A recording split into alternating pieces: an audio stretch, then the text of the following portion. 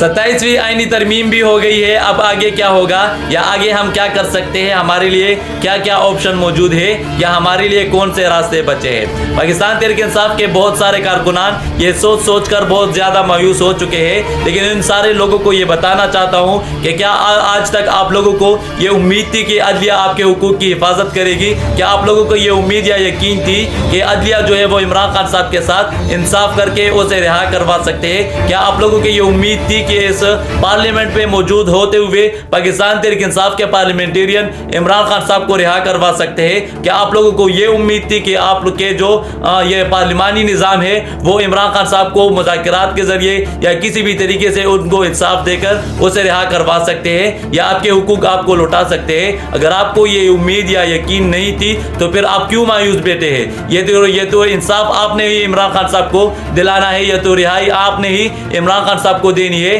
और अपने हुकूक का तहफ़्फ़ुज़ भी आप सब ने खुद ही करना है। अगर फैसले सड़कों पे ही होने हैं, अगर फैसले तहरीक के शक्ल में ही होने हैं, तो फिर इस तरामीम से आप लोग क्यों घबरा रहे हैं? क्यों इस तरामीम से आप लोग मायूस हो रहे हैं? इस तरामीम की वजह से इमरान खान साहब को जेल में रखना ये बहुत ही कमज़ोर बात है। इन तरामीम की वजह से इमरान खान साहब को ये लगता हयात नहीं रख सकते। आप लोग जब निकलेंगे तो जुल्म का निज़ाम ख़त्म हो जाएगा। आप लोग जब निकलेंगे तो इस फस्तैयत का खात्मा हो जाएगा।